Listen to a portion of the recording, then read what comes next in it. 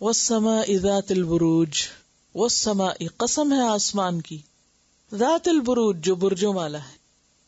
بروج کا لفظ جو ہے یہ برج سے ہے، ظاہر ہونا، بلند ہونا، اور برج کا معنی ہوتا ہے برج بنانا، شاید اسی سے برج بھی ہے. اور پھر برج کہتے ہیں بلند عمارت، اور تبرج کہتے ہیں عورت کے بند سنور کے نکلنے کو. یعنی عورت اپنے آپ کو خوب بنا سنوار کے، یعنی اپنے جو محاسن ہیں ان کو نمایاں کر کے نکلتی ہے. سر کے بالوں کو اوپر کرنا بھی تبرج میں آتا ہے، اسی طرح سینے کا نمایاں کرنا، ایسا لباس پہننا، یا کوئی بھی ایسی چیز کہ جس میں عورت اپنے آپ کو نمایاں کرے، وہ تبرج ہوتا ہے. اور حجاب ہوتا ہے جو کل ہم نے پڑھا تھا تبرج کو کٹ ڈاؤن کرنے کے لیے. تو والسماء ذات البروج، قسم ہے آسمان کی جو برجوں والا ہے. سورۃ الحجر میں آپ نے پڑھا وَلَقَدْ جَعَلْنَا فِي السَّمَاءِ بُرُوجًا. سورۃ الفرقان میں آتا ہے تبارک الذی جعل فی السماء بروجا. تو آسمان کے برج کیا ہیں؟ آسمان کے ستارے، اور ایسے ستارے جو نمایاں ہوں، نظر آئیں، روشن ہوں. اور پھر اب جو سپر سٹارز اور نووا سٹارز جو ہیں ان کو اگر دیکھیں تو وہ انسان کی آنکھوں نے دیکھ لیے. اور جہاں تک یہ جو زڈیک سٹارز ہیں، یہ جو آپ کے برج ہیں اور جو آپ قسمت کے حال جاننے کے لیے کیا کہتے ہیں اس کو، ہاروسکوپس، جو لاکھوں کروڑوں کی تعداد میں پڑھے لکھے جاہل اپنی قسمتیں اس میں ڈھونڈتے رہتے ہیں اور کتابیں لیے پھرتے ہیں اور معلوم نہیں کس کس طرح سے جاننے کی فکر میں رہتے ہیں. تو ان کو بھی بروج کہتے ہیں. اس کی تو اللہ ہی حقیقت جانتا ہے کیا ہے، لیکن یہاں مراد ستارے. والسماء ذات البروج، قسم ہے آسمان کی جو برجوں والا ہے. والیوم الموعود، قسم ہے اس دن کی جس کا وعدہ دیا گیا ہے. کون سا دن ہے وہ؟ قیامت کا دن. دلیل، قبروں سے نکل کے مردے جب اٹھیں گے تو کیا کہیں گے؟ ھذا ما وعد الرحمن وصدق المرسلون. ایک اور جگہ آتا ہے ھذا یومکم الذی کنتم توعدون. ایک اور جگہ آتا ہے حتی یلاقوا یومہم الذی یوعدون. تو یہی ہے دراصل الیوم الموعود، وہ دن جس کا وعدہ کیا گیا. والسماء ذات البروج والیوم الموعود، اور قسم ہے اس دن کی جس کا وعدہ دیا گیا. وشاہد، قسم ہے دیکھنے والے کی، ومشہود، اور جسے دیکھا جائے گا. شاہد کا لفظ جو ہے یہ شاہدہ سے، شاہد ہوتا ہے سامنے والا، اور شاہدہ کا مطلب ہوتا ہے دیکھنا یا گواہی دینا، دونوں معنی ہوتے ہیں. اور گواہی بھی اس لیے کہ انسان جس چیز کو دیکھتا ہے اسی کی گواہی دیتا ہے. تو یہاں پر چونکہ پیچھے قیامت کا ذکر ہے تو قیامت کے اعتبار سے شاہد کون ہوں گے؟ نمبر 1 تو خود اللہ سبحانہ وتعالی، وکفی باللہ شہیدا واللہ علی کل شیء شہید. پھر کون ہے گواہ؟ محمد صلی اللہ علیہ وسلم. کیا دلیل ہے؟ فکیف اذا جئنا من کل امۃ بشہید وجئنا بک علی ہؤلاء شہیدا. سورۃ النساء 41 میں آتا ہے. ایک اور جگہ آتا ہے فکیف اذا جئنا من کل امۃ بشہید. تو اس سے کیا پتہ چلتا ہے کہ ہر امت میں سے گواہ ہوں گے. پھر امت محمد وَكَذَلِكَ جَعَلْنَاكُمْ أُمَّةً وَسَطًا لِتَكُونُوا شُهَدَاءَ عَلَى النَّاسِ. اور پھر ان شہداء کے علاوہ اور کون شہید ہوں گے؟ خود زمین بھی شہید ہوگی، زمین بھی گواہ ہوگی. يَوْمَئِذٍ تُحَدِّثُ أَخْبَارَهَا بِأَنَّ رَبَّكَ أَوْحَىٰ لَهَا. اور کون کون گواہی دیں گے؟ انسان کا اپنا جسم، اور پھر انسان کے ساتھ بھی گواہ ہوں گے. وَجَاءَتْ كُلُّ نَفْسٍ مَعَهَا سَائِقٌ وَشَهِيدٌ. ہر انسان کے ساتھ گواہ لگے ہوئے ہوں گے، فرشتے بھی گواہ ہوں گے، وہ بھی گواہی دیں گے. اور نماز روزہ بھی دیں گے کوئی گواہی. روزہ کیا کہے گا؟ قرآن کیا کہے گا؟ نماز کیا کہے گی؟ یہ سب قیام نماز ہی کے لیے آتا ہے نا. قیام، سیام اور قرآن، یعنی وہ دن گواہیوں کا دن ہے. یا اللہ، اتنی گواہیاں جہاں جمع ہو جائیں، ذرا سوچئے، اتنی گواہیاں جمع ہو جائیں، وہاں کون بھاگے گا؟ کون بہانہ کرے گا؟ کون کہے گا کہ میں نے کچھ نہیں کیا تھا، یہ ایسے ہی مجھ پہ الزام. گواہی تو کوئی ایک بھی کسی کے خلاف دے دے نا، وہ کافی ہوتی ہے. کہاں یہ کہ ہر ایک ہی گواہ بنا ہوا ہے. والیوم الموعود وشاہد ومشہود. اور مشہود کیا ہے؟ جس پر گواہی دی جائے. اب اس میں خود انسان بھی ہوں گے، اور اس کے علاوہ وہ دن بھی ہوگا، یعنی وہ دن بھی یوم مشہود ہے. جیسے قرآن مجید میں آتا ہے نا ذالک یوم مجموع لہ الناس وذالک یوم مشہود. عرفہ کے دن کو بھی مشہود کہا گیا ہے کیونکہ اس دن بھی کیا ہوتا ہے؟ اس دن کو سب لوگ وہیں دیکھنے جاتے ہیں. وہیں جا کے حاضر ہوتے ہیں نا، حاضری کا دن ہے نا وہ. اگر آپ اس دن حاضر نہ ہو تو آج نہیں ہوگا. اسی طرح جمعے کا دن بھی مشہود کہلاتا ہے. وشاہد و مشہود، مشہود ہوتی ہے وہ چیز جس کو دیکھا جائے، جس کی گواہی دی جائے. اور ویسے رونق میلے والے دن کو بھی کہتے ہیں، کیونکہ اس دن سارے لوگ دیکھنے آتے ہیں، جیسے کوئی ایگزیبیشن کہیں لگی ہوئی ہو، کیونکہ سب گھروں سے نکل آتے ہیں نا. تو قیامت کے دن بھی ہر طرح کے لوگ ہوں گے اور ہر ایک دوسرے کو دیکھ بھی رہا ہوگا اور رنگ رنگ کے اعمال بھی نظر آ رہے ہوں گے. اور پھر یہ کہ یشہد المقربون بھی کل ہم نے پڑھا، تو اس دن کی گواہیاں بھی ہیں، گواہ بھی ہیں، اور جن کی گواہی دی جا رہی ہے وہ بھی ہیں. اس کی اللہ سبحانہ وتعالی قسم کھا رہے ہیں. ایک طرف بروج کی قسم ہے، دوسری طرف موعود کی قسم ہے، تیسری طرف شاہد و مشہود کی قسم ہے. قتل اصحاب الاخدود، مارے گئے اصحاب الاخدود. قتلہ کا جو لفظ ہوتا ہے نا، یا تو یہ دعائیہ ہوتا ہے یا یہ خبریہ ہوتا ہے. دعائیہ کا کیا مطلب ہے کہ ان کے خلاف بد دعا دی جا رہی، اور خبریہ یعنی ان کے بارے میں خبر دی جا رہی. مارے گئے اصحاب الاخدود. اصحاب ہوتا ہے صاحب کی جمع ساتھی، اخدود یہ خود ہی واحد ہے، اس کا جمع اخادید ہوتا ہے، یہ جمع نہیں ہے. لگتا ہے ایسے نہیں جیسے جمع ہے، تو اگر آپ کے جمع کے واحد میں آ جائے تو اس کے آگے کچھ نہ لکھیے. تو اخدود جو ہے یہ سنگولر ہے خود. اخدود کا لفظ جو ہے یہ خندق کے لیے آتا ہے، اگرچہ خندق بھی عربی کا لفظ ہے، غزوہ خندق، لیکن اخدود بذات خود خندق ہے، خندقوں والے. اخدود کا لفظ نا خد سے نکلا، خد گال کو بھی کہتے ہیں، گال میں گڑا بنتا ہے. خد اصل میں نا ذرا لمبے گڑے کو کہتے ہیں، تھوڑا سا یعنی جس میں لمبائی کی طرف جائے، پانی کی نہر جیسے ہوتی ہے یا جیسے خندق ہوتی ہے. خندق دیکھیے، ٹرنچ لمبائی کے رخ ہوتے ہیں نا، زمین میں کھودی جاتی. قتل اصحاب الاخدود. اب یہ کوئی خاص لوگ ہیں جن کی طرف یہاں اشارہ ہے. یہاں ایک تاریخی واقعے کی طرف اشارہ مل رہا ہے، اور وہ یہ کہ یمن کے علاقے میں یا یمن کی طرف نجران کا ایک علاقہ تھا. نجران میں کون رہتے تھے؟ عیسائی. نبی صلی اللہ علیہ وسلم کے پاس نجران کا وفد آیا تھا. تو 523 عیسوی میں 523 عیسوی نبی صلی اللہ علیہ وسلم کی پیدائش سے 50 سال پہلے کا واقعہ. وہاں کا ایک بادشاہ تھا یہودی جس کا نام تھا ذو نواس. اس نے کچھ عیسائیوں کو زندہ جلا دیا تھا، برن کر دیا تھا. اس نے ان کو عیسائیت چھوڑنے پہ مجبور کیا تھا کہ تم اپنا مذہب چھوڑ دو، لیکن وہ نہیں مانے. تو اس نے کیا کیا؟ بڑے پیمانے پہ خندقیں کھدوائی، آگ سے بھروا دیا ان کو اور لوگوں کو اس میں دھکیل دیا. یہ بھی ایک بڑا سانحہ ہے. دنیا میں بارہا ایسے واقعات ہوئے، لوگوں کو جلایا گیا. یہودیوں کے ہاتھ عیسائی جلائے گئے، پھر عیسائیوں کے ہاتھ یہودی جلائے گئے. کوئی مشہور واقعہ یاد ہے؟ ہولوکاسٹ. تو یہ بہت سی مذہبی چپکلشوں میں اور مذہبی جنگوں میں لوگوں کو جلایا گیا ہے. تو وہاں تو کھلم کھلا کیا تھی کہ تم مانو یا پھر تمہارا خاتمہ کرتے، اور سخت سزا دیتے. اصل میں جلانے کی سزا تو عبرتناک سزا ہوتی. اسلام میں کسی کو زندہ جلانے کی اجازت نہیں ہے، لیکن حضرت ابو بکر کے زمانے میں مرتدین میں سے کچھ کو جلایا گیا تھا. کیوں؟ عبرت کے لیے. تو یہاں کچھ لوگوں کو جلا دیا گیا. اور پھر آپ دیکھیں کہ بعد میں تو یورپ میں رینیسانس سے پہلے خود عیسائیوں کے ہاتھ عیسائی جلائے گئے.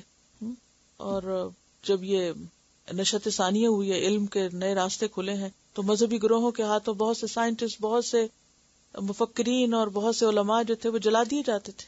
اسپین میں بھی یہ ہوا. تو بہرحال یہاں ایک خاص واقعے کی طرف اشارہ ہے.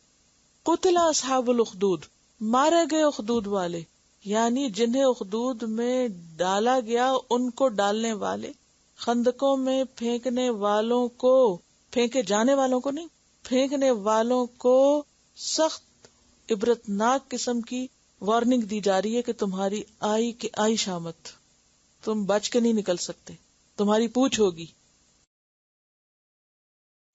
النار، وہ کیا تھی خندقیں؟ آگ. ذات الوقود، جو ایندھن سے بھری ہوئی تھی، لکڑیوں سے بھری ہوئی تھی، جلتی آگ تھی اس میں.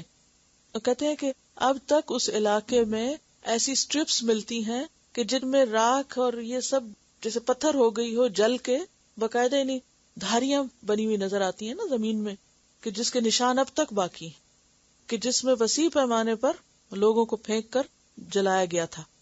اور وہ آگ ایسی تھی کہ جس میں ایندھن بھڑک رہا تھا.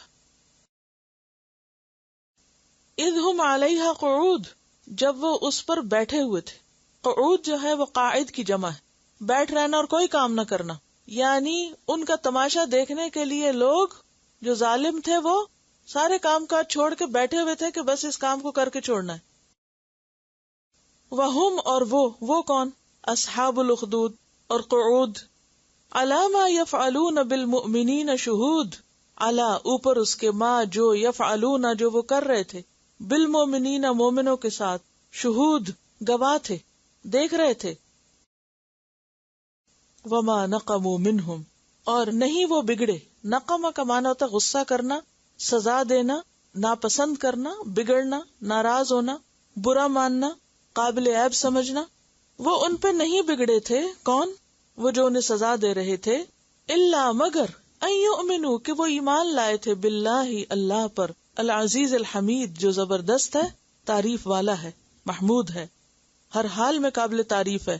خواہ آپ خوش ہو تب بھی قابل تعریف ہے، اور خواہ تکلیف میں ہو تب بھی. تکلیف میں کیسے پڑھتے ہیں؟ الحمدللہ، الحمدللہ علی کل حال. تو حمید وہ جس کی ہر آن تعریف ہو، ہر وقت تعریف ہو. یعنی وہ لوگ تھے جو اللہ کو مانتے تھے، ان کا بس اتنا ہی جرم تھا کہ وہ لا الہ الا اللہ پڑھنے والے لوگ تھے، اللہ کو ماننے والے لوگ تھے. ان کو انہوں نے ایمان لانے کی بنا پر سزا دی، تکلیف میں مبتلا کیا. اصل میں یاد رکھیے کہ مکی صورت ہے، اور مکہ میں مسلمانوں کے ساتھ یہی ہو رہا تھا. کیا ہو رہا تھا یاد ہے؟ بعض کو لپیٹ کر دھواں دیا جاتا تھا، بعض کو کوئلوں کے اوپر لٹا کر جلایا جاتا کہ چربی پگھل پگھل کے کوئلے بجھ جاتے. تو اس موقع پہ کہا جا رہا ہے کہ یہ صرف تمہارے ساتھ نہیں ہو رہا، آسمان گواہ ہے، قیامت کا دن گواہی دے گا کل، اور گواہ گواہی دیں گے کہ اصحاب الاخدود کی شامت آئے گی جنہوں نے ایندھن بھڑکایا اور جم کے بیٹھ کے دیکھا مومنوں کو سزا دیتے وقت.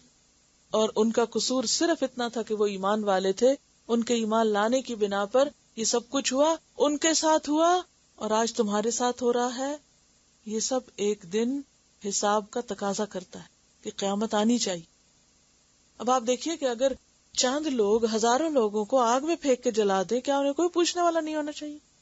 وہ مظلوم لوگ جن میں بچے، بوڑھے، جوان، عورتیں، مرد، سب کے سب، پوری کی پوری مسلمان قوم آگ میں پھینک کے جلا دی گئی، اور پھر بھی وہ اپنے ایمان سے باز نہیں آئے، ثابت قدم رہے. تو اس واقعے کو بیان کر کے کیا مقصود ہے؟ اہل ایمان کو تسلی دینا مقصود ہے کہ دیکھو پہلے لوگوں کو بھی لا الہ الا اللہ کہنے پر کتنی مشقتیں دیکھنی پڑی تھی، پھر بھی وہ جمے رہے، پھر بھی وہ ثابت قدم رہے. انہوں نے اپنا دین نہیں بدلا، ایمان نہیں چھوڑا. تمہیں بھی استقامت اختیار کرنی. دیکھیں دین کی خدمت کرنے والے دو طرح کے لوگ ہوتے ہیں. ایک ہوتے ہیں ایسی مشقتوں سے نکلنے والے، رگڑا کھا کے، اور پھر وہ دین پہ جم جاتے ہیں. اور ایک ہوتے ہیں چند ڈالر کے ممبرز. آج دین کی خدمت کرنے والے مختلف، معاف کیجیے گا، مختلف دینی اداروں میں اور حتیٰ کہ مسجدوں وغیرہ میں بھی کون آ جاتے ہیں؟ چند ڈالر دے کر ممبر بننے والے. پھر وہ کیا کرتے ہیں دین کے لیے؟ کیسے چلاتے ہیں ان اداروں کو؟ جیسے دل چاہتا ہے، جیسے دل چاہتا ہے. میں کسی کو تنقید نہیں کر رہی، سب قابل تعریف ہیں جو جتنی بھی خدمت کر رہا ہے، لیکن ان کا تعلق پھر مسجد سے کتنا ہوتا ہے؟ کتنی دیر کا؟ کبھی کبھار کا نا، کبھی کبھار کا. بس کبھی موقع ہوا چلے گئے، جب کوئی ووٹنگ وغیرہ ہونی ہوئی، اس کو گرا، اس کو اٹھا، اس کو چن، اس کو پھینک، اس کو کچھ کر، اور سارا ایک پالیٹکس کا گڑھ بن جاتا ہے سب کچھ. اس میں یہ تھوڑی دیکھا جاتا ہے کون اہل ہے، کون نہیں، کون قابل ہے، کون نہیں، کس کو آگے کرنا چاہیے، کس کو پیچھے. یہ تو کوئی نہیں دیکھتا. بعض اوقات انتہائی قابل لوگوں کو اٹھا کے ایک طرف پھینک دیا جاتا ہے اور دوسروں کو چن لیا جاتا ہے. اب وہ اس کام کے قابل ہے یا نہیں، اس سے کوئی فرق نہیں پڑتا. لیکن دین کی خدمت کن لوگوں نے کی ہے؟ ان لوگوں نے کی ہے. نبی صلی اللہ علیہ وسلم کے وہ ساتھی جو 13 سال تک ہر طرح کی تکلیفیں اٹھا کر لا الہ الا اللہ پڑھتے رہے، جنہوں نے کسی مشکل کو مشکل نہیں سمجھا، ہر مخالفت کا مقابلہ کیا، پھر بھی جمے رہے. اور اس طرح کے جب دین کے کام ان بنیادوں پہ کیے جاتے ہیں نا، کہ ہر ایک کو اکٹھا کر لیا جاتا ہے، کوئی بھی آ جائے، اور پھر کوئی ان کے اندر مقصد یا منزل یا کوئی ایم یا کوئی شعور کچھ نہیں ہوتا. وقتی مقاصد اور وقتی فائدے ہوتے ہیں. فائدہ ادھر ہے تو ادھر جھلک گئے، فائدہ ادھر ہے تو ادھر ڈھلک گئے. تو اس کا کیا ہوتا ہے؟ دین مذاق بن کے رہ جاتا ہے، کھیل تماشا بن کے رہ جاتا ہے. اور وہ لڑائیاں اور وہ جھگڑے جنم لیتے ہیں کہ وہ پھر کن عدالتوں میں جاتے ہیں، پھر کون فیصلے کرتے ہیں، ان کے بیٹھ کے. سب کو سب کچھ پتا، میرے بتانے کی ضرورت نہیں. میں جب فرسٹ ٹائم میں لندن میں گئی تو بہت بڑی مسجد تھی ایک ایسٹ لندن میں، تو میں نے اخبار میں پڑھا کہ اس میں بہت ایک شور اٹھا ہوا تھا مسلمانوں کا کہ جی وہ پولیس کتے لے کے اندر آ گئی تھی اور مسجد کی بے حرمتی ہو گئی. تو میں نے کہا سبب کون بنا؟ آپ ان کے خلاف جلوس نکال رہے ہیں کہ مسجد میں کتے، آپ لڑے کیوں تھے کہ وہ کتے لے کر پہنچے یہاں؟ کس کا قصور ہے؟ ان کا تو نہیں. ان کو تو آنا، جب آپ لڑیں گے تو وہ تو مداخلت کریں گے. آپ کا قصور ہے، آپ نے اپنے دین کو کھیل تماشا بنایا ہوا ہے. تو بات یہ ہے کہ یہاں مثال ان کی دیکھ کے اہل ایمان کو سمجھایا جا رہا ہے کہ تمہیں بھی دین کی وجہ سے مشکلات آئیں گی، اور اگر تم ان میں پاس ہو گئے تو ہی تم کھرے سکے ثابت ہوگے جو تھوڑے بھی بہت ہو جاؤ گے. لیکن اگر کوئی دین کے راستے میں آنے والی کسی تکلیف اور مشکل سے گھبرا کے بھاگ جاتا ہے کہ یہ بڑا مشکل راستہ، میں تو یہ نہیں کر سکتا، میں تو کچھ اور ہی کروں گا، تو وہ خود کرے کچھ اور. یہ راستہ تو ہے مشقت کا. ایمان سب سے بڑی چیز ہے اور سب سے قیمتی چیز ہے، اور اس کو ہر قیمت پر بچانے کی ضرورت ہے. اور سچا ایمان اسی کا ہے جو اس کی خاطر ہر چیز کی قیمت دینے کو تیار ہو. اور دوسری طرف وہ لوگ کہ من کان یرید الحیات الدنیا وزینتہا نوفی الیہم اعمالہم فیہا وہم فیہا لا یبخسون. بعض لوگ دین کی خاطر دنیا اور بعض دنیا کی خاطر دین بیچ ڈالتے. اس میں ہم سب کے لیے بہت بڑا سبق ہے کہ دین کے راستے میں چھوٹی سی مشکل آتی ہے نا، گھر والے کہتے ہیں بس اب کورس بہت ہو گیا، اب آئندہ تو سوال نہیں پیدا ہوتا کہ تم نام لو، تو ہم اسی وقت بیٹھے بالکل ٹھیک ہے اور تو کچھ نہیں پڑھنا ہم کو، بہت ہو گیا. اب تو ذرا سی ٹیڑھی آنکھ برداشت نہیں کر سکتے، ذرا سی کسی کا تانا یا کسی کا کچھ. یعنی دین کے راستے میں کوئی بھی چیز آتی ہے تو ہم کہتے ہیں اچھا دین لے لو ہم سے، ہمیں چھوڑ دو. دین کا سودا کرنے کو تیار ہو جاتے. الذی لہ ملک السماوات والارض، وہ جس کے پاس ہے بادشاہت آسمانوں اور زمین کی. واللہ علی کل شیء شہید، اور اللہ ہر چیز پر گواہ ہے. اللہ ہر چیز پہ گواہ ہے، سب دیکھ رہا. اور اس صورت میں آپ دیکھیں کہ گواہی اور شہادت کی بہت بات ہے. اور خود ان سب لوگوں کی شہادت ہو گئی تھی نا جو گئے تھے. اس میں آپ نے وہ واقعہ پڑھا ہوگا کہ ایک بچے کی ماں جو تھی وہ دودھ پلا رہی تھی اس کو، تو وہ گھبرائی اپنے بچے کی وجہ سے، تو اس نے کہا نہیں ماں، وہ بچہ بول پڑا کہ نہیں ماں تو کود جا، اور وہ بچے کو لے کے کود گئی آگ میں. تھوڑی دیر کی بھی سوچیں، آگ آگے سامنے کھڑی اور پھر انسان لا الہ الا اللہ کی خاطر اس میں کودے. حضرت ابراہیم علیہ السلام کا ملتا ہے. پھر اس کے بعد ابو مسلم خولانی کا واقعہ میں نے آپ کو بتایا تھا. تو بات یہ ہے کہ بعض اوقات ایمان کی خاطر انسان کو طرح طرح کی تکلیفوں سے گزرنا ہوتا ہے، اور وہ تکلیفیں اللہ کی حکمت اور مصلحت سے آتی ہیں، اور وہ تکلیفیں انسان کو پھر پکا کرتی ہیں، مضبوط بناتی. ایسی چیزوں سے عافیت مانگنی چاہیے، پناہ مانگنی چاہیے. لیکن اگر اللہ کے راستے میں کوئی دکھ تکلیف پریشانی آئے تو اس کو صبر سے اور خوش اسلوبی سے برداشت کرنا چاہیے، کیونکہ صبر کا اجر کتنا ہے؟ انما یوفی الصابرون اجرہم بغیر حساب. ان الذین فتنوا المؤمنین والمؤمنات، بے شک وہ لوگ جنہوں نے دکھ دیا مومن مردوں اور عورتوں کو. فتنہ کا لفظی معنی ہوتا ہے کسی چیز کو آگ میں ڈال کے تپانا اور پھر اس کو خالص کرنا. تو اس سے پھر آزمانے کا معنی آتا ہے، دکھ دینا، عذاب دینا، آگ میں ڈالنا. اور یہاں تو اس واقعے کے کانٹیکسٹ میں کیا ہے؟ دراصل آگ میں ڈالا. ان الذین فتنوا المؤمنین والمؤمنات، بے شک وہ لوگ جنہوں نے مومن مردوں اور عورتوں کو جلایا. ثم لم یتوبوا، پھر انہوں نے توبہ نہ کی. فلہم عذاب جہنم، تو ان کے لیے ہے عذاب جہنم کا. ولہم عذاب الحریق، اور ان کے لیے ہے عذاب جلنے کا. حریق فعیل کے وزن پر بہت زیادہ جلنے کا.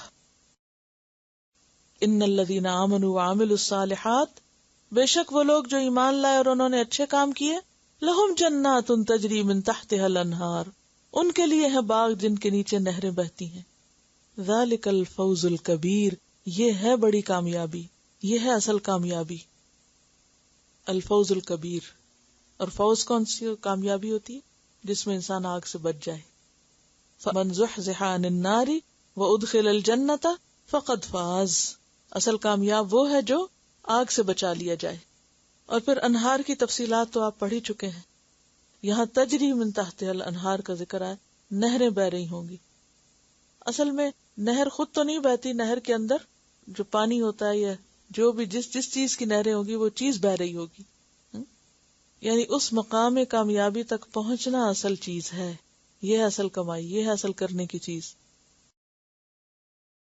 اس کے ساتھ کیا ہوگا؟ ان بطش ربک لشدید، بے شک تیرے رب کی پکڑ بڑی سخت ہے. بطش سخت اور مضبوط پکڑنا. آپ نے دیکھا کہ بعض لوگ پکڑتے ہیں نا آپ کو، جیسے ہاتھی پکڑا کسی نے تو ان کی پکڑ کیا ہوتی ہے، وہ ڈھیلی سی ہوتی ہے، اور کچھ لوگ ذرا سا بھی پکڑے تو آپ کی جان نکل جاتی ہے. تو جو شدید پکڑ ہوتی ہے نا، مضبوط پکڑ، کہتے ہیں کہ انسان جب 40 سال کی عمر کو پہنچتا ہے تو اس کی ساری قوتیں جو ہے نا مجتمع ہوتی ہیں. تو اسی لیے عربی میں ایک محاورہ ہے، ابن الاربعین ابطش الباطشین. ابن الاربعین یعنی 40 سال کا انسان، 40 کا بیٹا یعنی 40 کے پیٹے میں جیسے ہم کہتے ہیں، 40 سالہ انسان ابطش الباطشین، اس کی پکڑ سب سے سخت پکڑ ہوتی ہے، یعنی قوت کی علامت ہے بیسیکلی. تو ان بطش ربک لشدید، بے شک تیرے رب کی پکڑ بہت سخت ہے. یہ میں اس لیے مثالوں سے پہلے بات کرتی ہوں کہ ذرا سا آپ اس کو محسوس کر سکیں، یعنی اس پکڑ کی شدت کو محسوس کریں. ان بطش ربک لشدید انہ هو یبدئ ویعید، بے شک وہی ابتدا کرتا ہے اور وہی لوٹا کر لائے گا. یبدئ کا لفظ ہے نا بدأ سے ہے. بدء الاشیاء ہوتے ہیں یعنی آغاز کسی چیز کی، ابتدا یعنی شروع سے کام کا ہونا. ویعید وہی لوٹا کے لائے گا، یعنی جس نے پہلی دفعہ بنایا وہ پھر دوبارہ بنائے گا. اور یہ مضمون کئی دفعہ گزر چکا ہے. قل اللہ یبدأ الخلق ثم یعیدہ فأنی تؤفکون. قل هل من شرکائکم من یبدأ الخلق ثم یعیدہ، یہ اللہ ہی کا کام ہے. وہو الغفور الودود، اور وہ بہت بخشنے والا، بہت پیار کرنے والا ہے. یعنی جہاں ایک طرف وہ سخت پکڑنے والا ہے، وہاں دوسری طرف وہ بہت مہربان بھی ہے. الغفور بہت بخشنے والا، مغفرت والا. مغفرت کس کو کہتے ہیں؟ ستر الذنب و تجاوز عن. کیونکہ قیامت کے دن جب انسان اللہ کے سامنے کھڑا ہوگا نا، اور ابھی پیچھے پڑا اعمال نامہ سامنے ہوگا، اور اس وقت انسان کی جان نکلی پڑی ہوگی، پسینے میں ڈوبا ہوا ہوگا، اب پتہ نہیں کیا فیصلہ ہوتا ہے. اس وقت جب اللہ یہ کہے گا، یعنی انسان کو پوچھے گا یہ تم نے کیے تھے نا گناہ، تو انسان اعتراف کرے گا. پھر اللہ تعالیٰ فرمائے گا قد سترتها علیک فی الدنیا واغفرها لک اليوم، میں نے دنیا میں بھی ان کو ڈھانپ کے رکھا تھا اور آج بخش بھی رہا ہوں. پھر انسان کے سانس میں سانس، جان میں جان آئے گی، اور انسان کہے گا کہ اب میری جان، اب وہ جو نا کل نفس بما کسبت رہینہ، اب وہ چھوٹے گا رہینہ، اب خلاصی ہوگی. یعنی انسان اب صحیح معنوں میں رحمت کا مستحق ہوا. اللہ نے ہر ایک کے لیے چانس رکھا ہے، اور اس کے کئی واقعات ملتے ہیں. آپ کو پتہ ہے، حیرت ہوتی ہے اگر آپ تاریخ پڑھیں نا اسلامی. اللہ تعالیٰ ان دو لوگوں پر مسکراتا ہے یا ہنستا ہے، کچھ ایسا کر کے آتا ہے. دونوں ہی قاتل ہیں اور دونوں ہی جنت میں ہیں، ایک دوسرے کا قاتل اور دونوں جنت میں. جیسے ایک شخص نے دوسرے کو قتل کیا کفر کی حالت میں، مقتول جنت میں پہنچا. اب یہ قاتل مسلمان ہو گیا، توبہ کر لی، اور یہ بھی جنت میں پہنچا. جی وحشی اور حضرت حمزہ، اور وحشی نے مسلمہ کذاب کو قتل کیا تھا. تو اب حضرت حمزہ بھی اگر وہاں، اور مسلمہ کذاب سب سے بڑا فتنہ تھا، جو ردہ کا جو مسئلہ تھا، یعنی حضرت ابوبکر رضی اللہ تعالیٰ عنہ کے دور میں. اور اس نے کیوں آگے بڑھ کر وہاں پہنچا؟ آپ کو پتا ہے کہ مسلمہ کو اس کی فوج نے چاروں طرف سے گھیرا ہوا تھا، اور مسلمان کسی طرف سے بھی اس تک نہیں پہنچ رہے تھے. اور جب تک مسلمہ کو نہ ختم کرتے تو بہت بڑی مشکل. جنگ یمامہ کا واقعہ نا. اور پھر خالد بن ولید جو کمانڈر تھے، تو وہ انہوں نے کیا کیا، چند زبردست قسم کے گھڑ سواروں کو لے کے مارتے کاٹتے سیدھے اس تک پہنچے اندر. اور پھر وہاں یعنی وحشی میں ان میں تھا، اور اس نے پھر مسلمہ کو مارا. اور پھر جب مسلمہ مارا گیا تو اس کے بعد یہ تھا کہ وہ باقی فوج کے حوصلے ٹوٹ گئے، جس کے لیے لڑ رہے تھے وہ تو ختم. اب کیا ہوا کہ یہ وہ جنگ تھی جس میں 600 مسلمان اور شاید 12,000 کے قریب وہ جو تھے دشمن کے مارے گئے تھے. اور یہ جس جگہ پر یہ ہوا تھا یہ مارکا، کیونکہ وہ ایک قلعے کے اندر گھس گئے تھے نا، ایک باغ کے اندر گھس گئے تھے، اور دروازے بند تھے، اور دونوں فوجیں اندر تھیں، اور بہت زیادہ اس دن لوگ مارے گئے تھے. اور حضرت برا بن عازب نے کہا تھا نا کہ مجھے اٹھا کے دوسری طرف پھینک دو. حضرت عمر نے خط دیا تھا کہ برا کے پیچھے کوئی نہ چلے، یعنی جو کرے تم ان کے پیچھے نہ جانا، کیونکہ انہوں نے کہا کہ انہوں نے جا کے اندر سے کنڈی کھولی تھی اس کی گیٹ کی. تو بہرحال اب یہ ہے کہ ایسے کئی ایک واقعات میں، اور دوسرے ابو دجانہ تھے مسلمہ کو مارنے والے، 2 لوگ تھے. اور اسی طرح کئی اور واقعات بھی ہیں. مثلاً آپ کو میں نے ایک اور جھوٹے نبی کے بارے میں بھی بتایا تھا، جس کی وجہ سے بے شمار لوگ مارے گئے، اور اس نے بعد میں توبہ کر لی. اب اس کی خاطر کئی مارے گئے اور وہ بعد میں بہت بڑی جنگ ہوئی تھی اس کی وجہ سے، اور وہ بعد میں اس نے خود توبہ کر لی. اب آپ سوچیں کہ جس کے لیے اتنے لوگ مرے اور جس کی وجہ سے اتنے لوگ جہنم کا ایندھن بنے، وہ خود توبہ کر کے. تو اللہ کی توبہ جو ہے نا، رب جو ہے نا واسع المغفرہ ہے، جسے چاہے بخش دے. توبہ کا دروازہ سب کے لیے کھلا ہے، اور اس پہ کافی تفصیل پیچھے گزر چکی چونکہ وقت کم ہے. لیکن بات یہ ہے کہ چاہے کوئی کتنا بھی بڑا جرم کرے، اس کی توبہ ہو جاتی ہے اگر وہ سچی توبہ ہو. مایوس نہیں ہونا چاہیے. اور یہاں کیا ہے، رب غفور بھی ہے اور ودود. ودود کا لفظ جو نا ود سے ہے، اور ود کہتے ہیں خالص محبت کو. یعنی اللہ سبحانہ وتعالی بندوں سے محبت بھی کرتا ہے. وہ آتا ہے نا، یا ایھا الذین آمنوا من یرتد منکم عن دینہ فسوف یأتی اللہ بقوم یحبهم ویحبونہ. یحبهم، کون کس سے محبت کرے گا؟ اللہ ان لوگوں سے محبت کرے گا اور وہ اس سے محبت کریں گے. یعنی تم میں سے جو اپنے دین سے پھرتا پھر جائے، اللہ ایسے لوگ لے آئے گا جن سے اللہ محبت کرے گا اور وہ بھی اللہ سے محبت رکھتے ہوں گے. تو بات یہ ہے کہ ایک موقع پر جب آپ صلی اللہ علیہ وسلم نے کسی کو جھنڈا دینا تھا تو کہا کہ آج میں جھنڈا اس کو دوں گا جس سے اللہ اور اس کا رسول محبت کرتا ہے. حضرت علی کو دیا تھا. پھر تو بات یہ ہے کہ اللہ کی بندوں سے محبت کی کئی ایک آیات اور کئی ایک احادیث بھی ہمیں پتہ چلتی ہیں، اور خاص طور پر اللہ کن لوگوں سے محبت کرتا ہے. ان اللہ یحب الذین یقاتلون فی سبیلہ کأنہم بنیان مرصوص. اور پھر ان اللہ یحب المحسنین واللہ یحب المحسنین، ان اللہ یحب التوابین ویحب المتطہرین. تو جہاں بھی اللہ کی محبت کا ذکر آتا ہے وہاں کوئی نہ کوئی کام بتایا جاتا ہے. تو اس کا مطلب یہ کہ کچھ کرنے والوں سے اللہ محبت کرتا ہے. قل ان کنتم تحبون اللہ فاتبعونی یحببکم اللہ. نبی صلی اللہ علیہ وسلم کا اتباع کرو تو اللہ تم سے محبت کرے گا. ویغفر لکم ذنوبکم. تو وہاں بھی الغفور الودود کی بات آتی ہے. ذو العرش المجید. یہاں میں آپ کی تھوڑے سے گرامر کا ٹیسٹ لینا چاہتی ہوں. یہ بتائیے المجید کس کی صفت ہے؟ عرش کی. دیکھیے اگر یہ عرش کی ہوتی نا تو اس کے ہوتا مجید ہی آتا، العرش المجید ہی آتا، کیونکہ صفت موصوف اپنے اعراب میں کیا ہوتے ہیں؟ سیم ہوتے ہیں. ٹھیک ہے، تو یہ اصل میں هو الغفور، هو الودود، هو ذو العرش، هو المجید، یہ چاروں اللہ کی صفات ہے. یہ المجید جو ہے یہ عرش کی نہیں صفت، یہ خود اللہ کی صفت ہے. ٹھیک ہے، ذو العرش عرش والا ہے، تخت والا ہے، یعنی بادشاہ ہے. المجید، المجید کا لفظ مجد سے ہے. مجد کس کو کہتے ہیں؟ بزرگی کو. اصل میں مجید کا لفظ جو ہے نا یہ قرآن مجید کے لیے بھی آتا ہے اور اللہ سبحانہ وتعالیٰ کی اپنی صفت بھی ہے. مراد اس سے وہ ذات ہے جو سب کو اپنے فضل اور کرم سے نوازے. ذو العرش المجید، مجد والا ہے. کبھی آپ نے اللہ کی یہ صفت پڑھی ہے؟ کبھی پڑھی؟ انک حمید مجید. اصل میں ہم اتنا بے سوچے سمجھے چیزیں پڑھتے ہیں. میں جان بوجھ کے سوال کیا آپ سے کہ یاد بھی ہے کچھ پڑھتے ہیں. یہ بظاہر دیکھ کے ایک صفت ایسے لگا نا جیسے پہلی دفعہ یہ صفت دیکھی ہے. یہ نہیں، اچھا یہ بھی اللہ کی صفت، کیونکہ قرآن مجید میں اتنے تکرار سے نہیں آتی اور ہم ہر روز یہ صفت ذکر کرتے ہیں اور ہر روز بے سوچے سمجھے کرتے ہیں. انک حمید مجید. آپ درود شریف پڑھیں، بہت مجد والا، شان والا ہے. فعال لما یرید، کار گزرنے والا ہے جس چیز کا وہ ارادہ کر لے. ہر اس چیز کو جس کا وہ ارادہ کر لے بس کر لیتا ہے. فعال چونکہ مبالغے کا سیکھا نا، یعنی بہت کام کرنے والا ہے. بہت یعنی جب بھی کسی کام کو کرنا چاہے، جو بھی کرنا چاہے، بلا روک ٹوک کر سکتا ہے. اور یہ بھی مانا ہو سکتا ہے کہ زبردست کام کرنے والا ہے. یعنی بہت خوبصورت لفظ ہے. یہ بھی اللہ کی صفت کے لیے ہے نا ایک طرح سے، یعنی اللہ کی شان بیان کرنے کے لیے. فعال لما یرید، یعنی خود مختاری بھی ہے اس میں، یعنی جیسا چاہے کرے، جو چاہے کرے، کوئی اس کو روک نہیں سکتا. هل اتاک حدیث الجنود، کیا آئی تیرے پاس خبر، کہانی، قصہ لشکروں کا؟ فرعون و سمود، کس کے لشکر؟ فرعون اور سمود کے. فرعون کو کہا بھی ذو الاوتاد جاتے کیونکہ بہت کثیر پیمانے پر اس کے لشکر تھے، جہاں نکلتے خیمے لگا لیتے، بڑی بڑی فوجیں تھی اس کی. اور اسی طرح سمود کے بھی.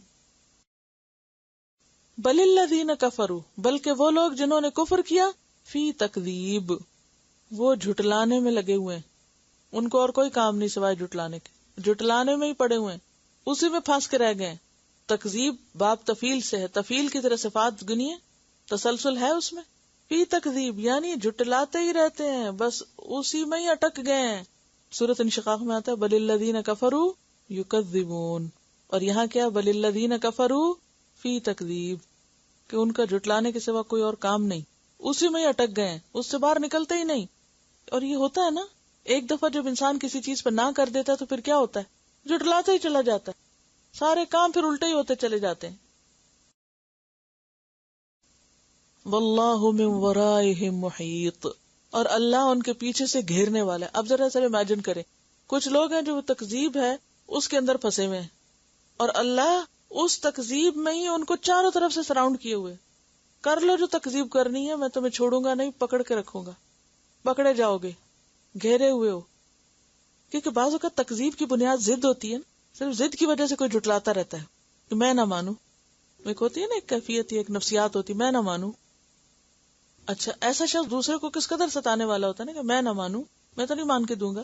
اچھا، اب انسان تو انسانوں کے آگے بے بس عاجز ہوتا ہے، لیکن کوئی اگر اللہ کو کہتا ہے میں نہ مانوں، تو پھر اللہ بھی کیا کہتے ہیں، ذرا ٹھہر جاؤ، تم چاروں طرف سے گھیرا ہو گیا تمہارا. اگر کسی شخص کو دنیا میں پتا چلے کہ پولیس نے اس کو چاروں طرف سے گھیر لیا، وہ کہیں سے بھی نہیں بھاگ سکتا. تھوڑی دیر کے لیے تصور کریں، آپ کی گاڑی ہو یا گھر ہو یا کوئی بھی چیز، کیا کیفیت ہوتی ہے نا انسان کی. چوروں نے گھیرے میں لیا ہوا. بعض اوقات لوگ جیسے ایک دم کار جیکنگ کرتے ہیں تو وہ چاروں طرف سے ایک دم سے آ جاتے ہیں، اور پھر انسان کہتا ہے کہ اب کدھر جاؤں، نہ آپ باہر نکل سکتے، نہ گاڑی چلا سکتے، ایک آگے کھڑا ہے، ایک دائیں، ایک بائیں، نہ موڑ سکتے. تو یعنی کہ کیسی کیفیت ہوتی ہے نا، بے بسی کی کیفیت.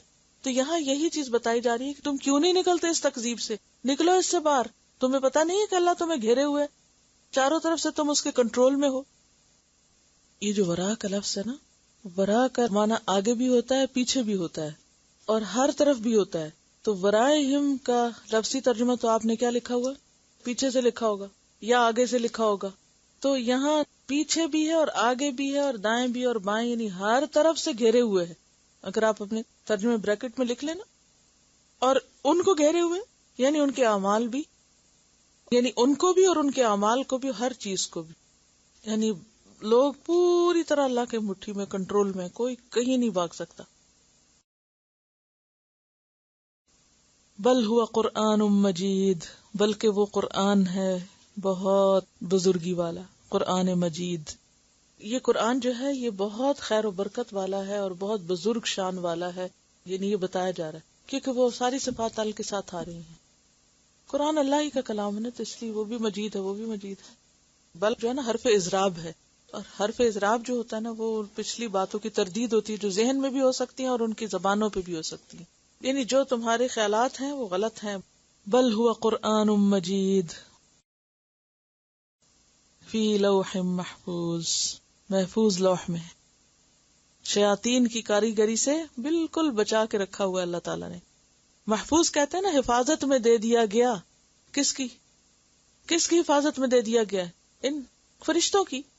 نہ چرا سکتا کوئی، نہ بدل سکتا ہے، کوئی تبدیلی نہیں کر سکتا، کسی قسم کی کمی بیشی نہیں ہو سکتی. بِأَيْدِي سَفَرَةٍ كِرَامٍ بَرَرَةٍ، اور سورۃ الواقعہ میں آتا نا إِنَّهُ لَقُرْآنٌ كَرِيمٌ فِي كِتَابٍ مَكْنُونٍ. وہ قرآن کریم کس میں ہے؟ کتاب مکنون میں ہے. اور یہاں پر آتا ہے فی لوح محفوظ. لوح کس کو کہتے ہیں؟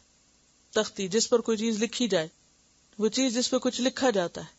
تو قرآن مجید کیا ہے؟ لکھا ہوا ہے اور محفوظ ہے. نہ اس کی عبارت فیڈ ہوگی، نہ کوئی مٹا سکے گا، نہ کوئی بدل سکے گا. جیسا ہے ویسا ہی ہے، محفوظ ہے، لا ریب فیہ ہے، ہر مداخلت سے پاک ہے. لہذا تکذیب چھوڑ دو، اس قرآن کو مان جاؤ، جو کہتا ہے اس پر عمل کرو. وآخر دعوانا ان الحمد للہ رب العالمین. سبحانک اللہم و بحمدک، اشہد ان لا الہ الا انت، استغفرک و اتوب الیک. السلام علیکم و رحمۃ اللہ وبرکاتہ.